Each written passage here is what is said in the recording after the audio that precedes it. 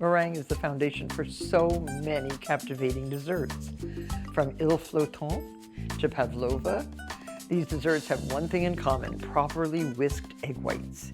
It's the key to a meringue success.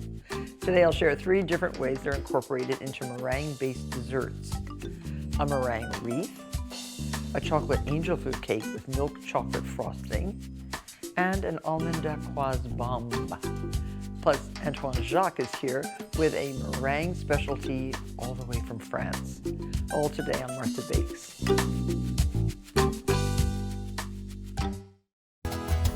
When you want to keep things simple in the kitchen but hope to enchant your guests at the same time, a meringue wreath served with jewel-like sugar-encrusted berries and a pillow of whipped cream and creme fraiche just might do the trick. Using a pencil, trace onto a sheet of parchment paper a 10-inch circle. You can use a 10-inch pan, and in the center, a 6-inch pan, and trace around. So this will give you the positioning of your delicious blobs of meringue. And I always, just because pencils used to be lead, I always turn the paper over. I can still see the tracing, but I'm not going to get any pencil in my dessert. So I'm going to be using this as my template. In the bowl of our stand mixer, we have 6 large egg whites. What we're making is one of 3 of the types of meringues that are commonly used in baking. There's the French meringue, the Swiss meringue, and the Italian meringue. And their differences lie in when and how the sugar is added. French meringues, you beat the egg whites, you add the sugar halfway or a quarter of the way into the beating of the egg whites. If you were making an Italian meringue, you would mix the sugar and water together, make a sugar syrup, and beat that sugar syrup into beaten egg whites. And for a Swiss meringue, you heat both the sugar and the egg whites together until they are warm, then beat them up. This type of meringue is the least stable, but it's also the lightest. Now, this is going to get quite voluminous. I've added 1½ cups of sugar to the 6 large egg whites. I can add my vinegar at this point, a teaspoon of vinegar. Adding a little vinegar or another acid like lemon juice or cream of tartar to the egg mixture after the sugar improves the chances of achieving a stable foam, which will reduce the chances of collapsing. Adding cornstarch also interferes with the egg proteins and forms a buffer to prevent them from overcooking. Interesting, right? Adding vanilla, well, primarily for additional flavor. So turn up the speed. Have your pastry bags fitted with these wonderful 3/4-inch plain round tips. I'm going to add the cornstarch now, just 1 teaspoon.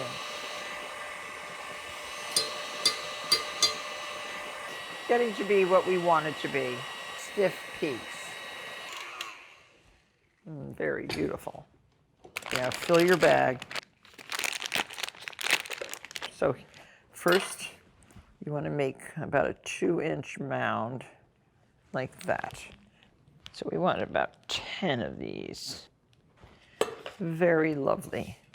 And now we want to make a little well in the center of each mound, just a little hollow like that, so that we can put our cream in there. We're going to have a mixture of creme fraiche and whipped cream.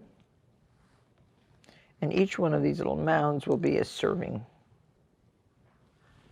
So beautiful. Good. Transfer this to a 250-degree preheated oven and bake until the wreath easily lifts from the parchment paper. That's going to take at least an hour and probably about an hour and 10 minutes. So here's our meringue. Once the meringue is done, turn off the oven and let this stay in the oven another hour.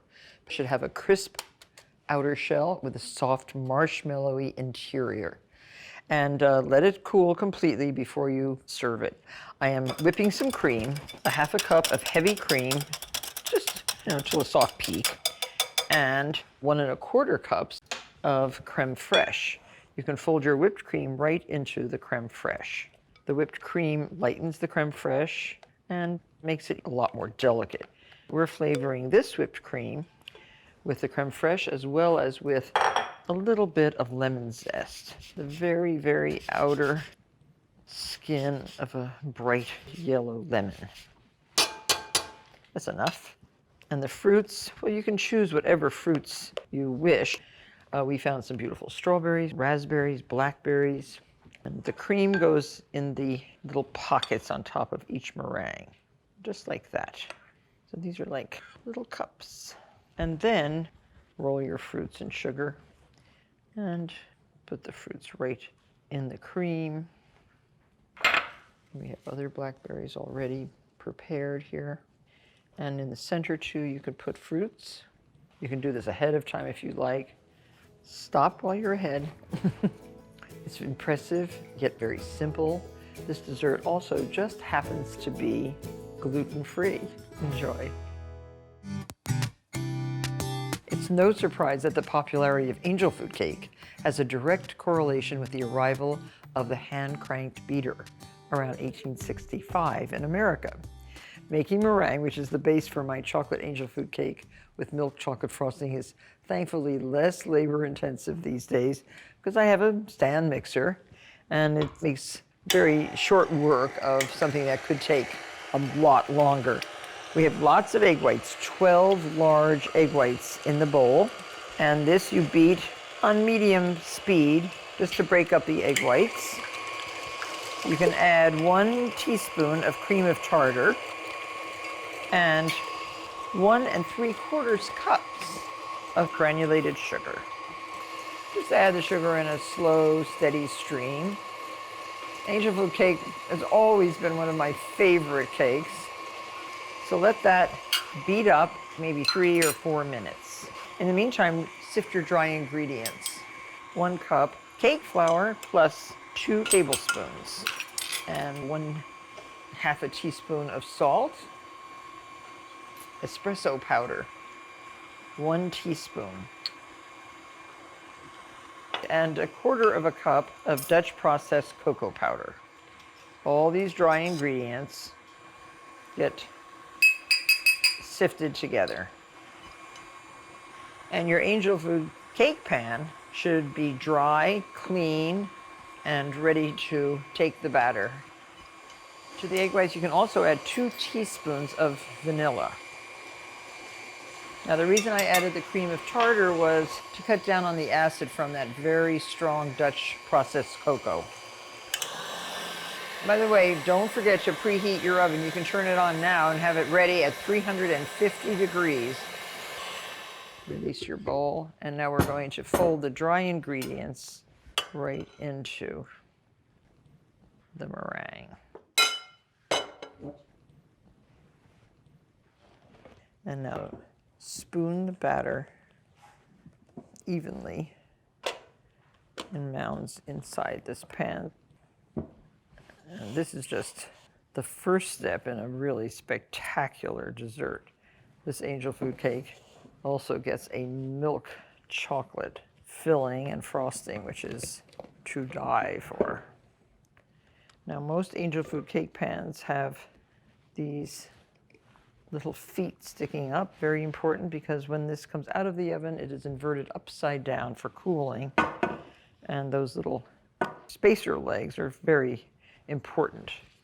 If your pan does not have those, then you'll fit maybe this on top of a wine bottle and keep it upside down that way. You can use an offset spatula, scrape the rest of the batter into your cake, and just level off the top of the batter. Get that right into your preheated oven. It's going to take approximately 40 minutes. So now we have our frosting to make. 1 cup of heavy cream with 2 tablespoons of corn syrup. Corn syrup will keep it nice and soft. Bring this to a boil. We have 6 ounces of bittersweet chocolate and 6 ounces of milk chocolate. The cream is just about boiled. You can pour this right over your chocolate and whisk until everything is melted. These little febs melt very evenly and nicely. So let this cool. Once everything is melted and all lumps are gone, let it cool to room temperature, whisking occasionally, just about 30 minutes. So now we're finishing the frosting. The cooled ganache, just whip it with a whisk and add 2 sticks of room temperature unsalted butter.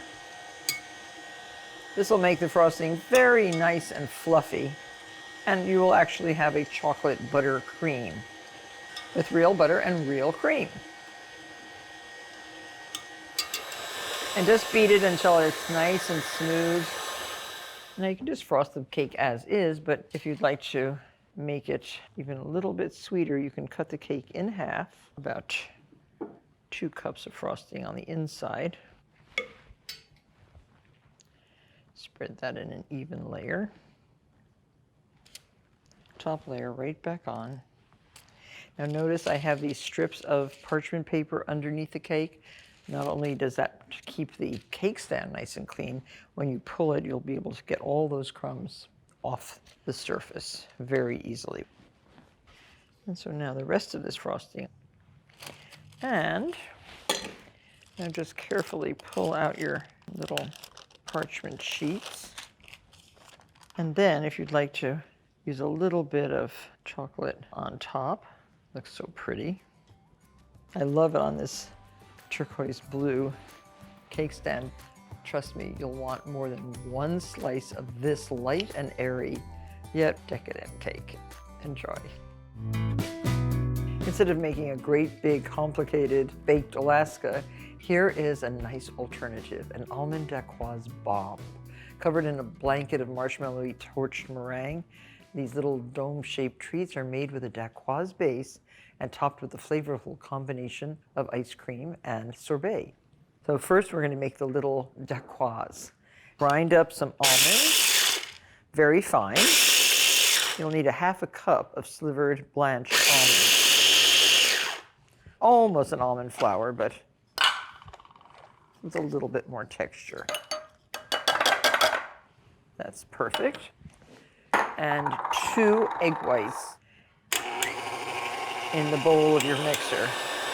Beat those with 1/4 cup of superfine sugar and a pinch of salt.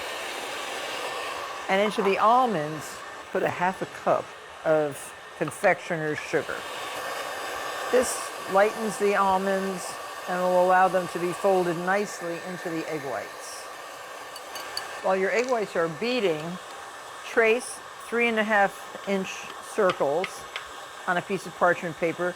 I'm just using this small 1/2 cup bowl as my guide. Turn that over. That's going to be the size of your Dacquoise. And then these little bowls, 6 of them, because that's how many desserts this makes, line with a piece of plastic wrap. Press it right into the bowl. This is where we will build our ice cream and sorbet bomb. Put that right into the freezer compartment or your refrigerator.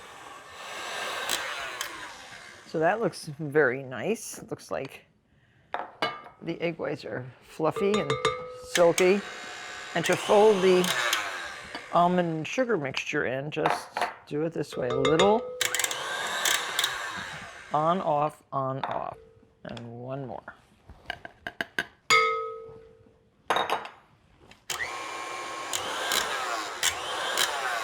Done. So beautiful. And that is your Dacquoise mix. You can fold a little bit more and put this into a piping bag fitted with a 1/2-inch round tip. And just pipe using your tracing as a guide. Should be just enough for 6. Make sure you have your oven preheated to 200 degrees. Bake until firm and dry, 1.5 to 2 hours, and let them cool right on the sheet pan. Remember our 6-ounce round dishes, which we lined with plastic wrap? We are now going to place our sorbet. This is a raspberry sorbet in the bottom of the bowl. using a very hot water to make the scoops. And we want to flatten this in the bottom of the dish, and vanilla ice cream will go on top of the raspberry. So you'll have two lovely flavors. Get these right into the freezer. As soon as they're hard, put the vanilla ice cream on top. That takes about an hour. So make one large scoop of vanilla. Put that right on top. Flatten this a little bit, like that. And then top with your cooled almond Dacquoise upside down. Now this goes right back into the freezer until you're ready to serve. But make sure you completely cover with the plastic wrap. I'm going to just finish these, and then I'll show you how to make them into the mini baked Alaska.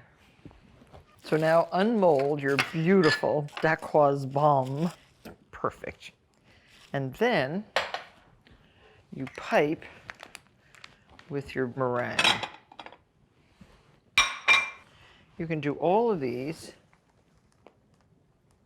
right before serving, or if you have somebody in the kitchen piping them for you, it would help.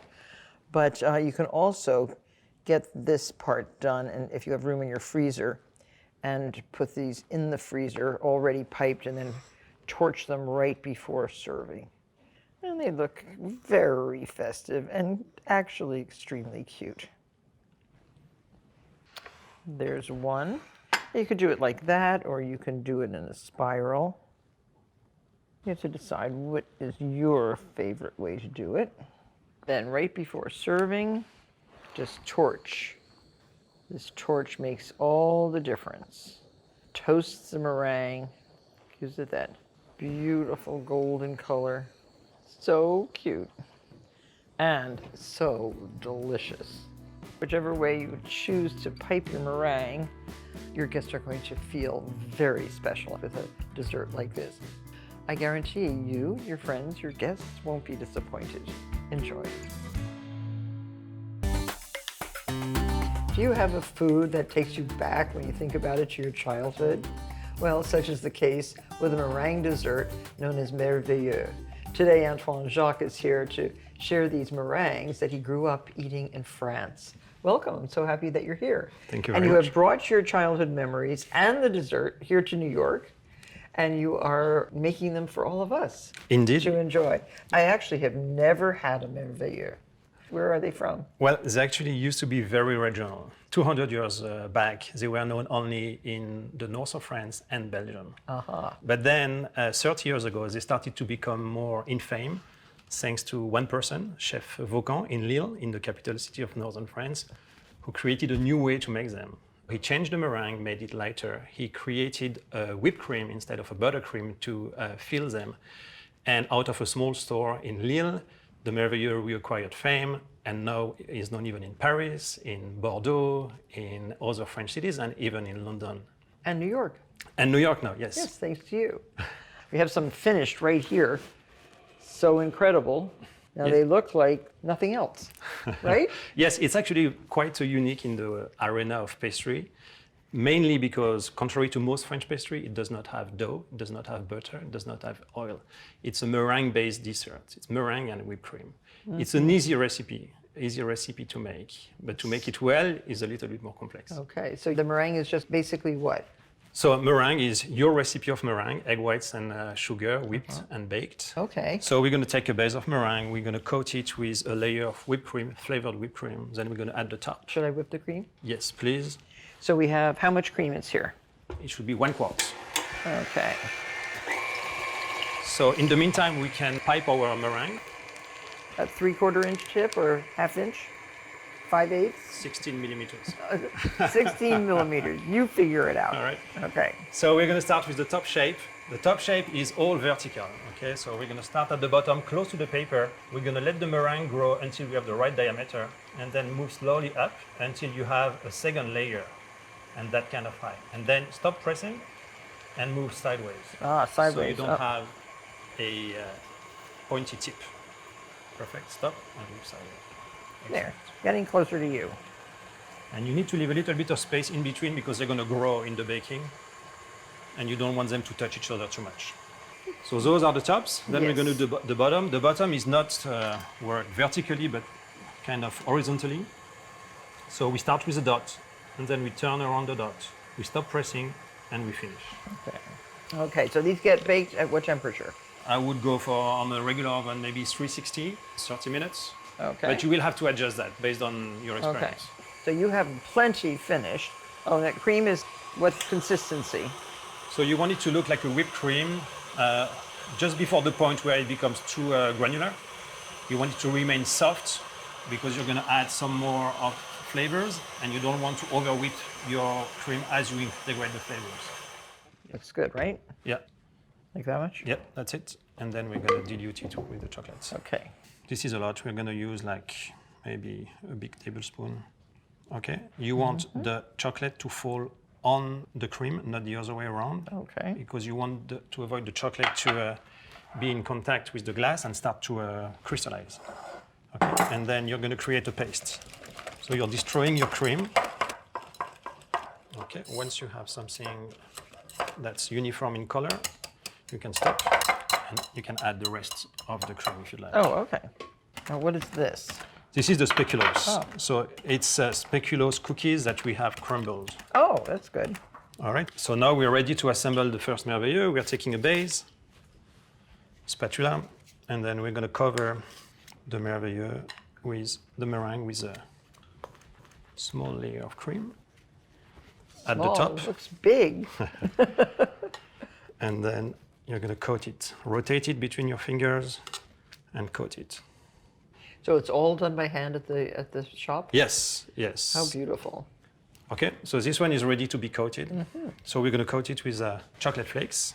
And then we're going to roll the Merveilleux in the chocolate and backwards. And that's a Merveilleux. And that's a Merveilleux. How nice.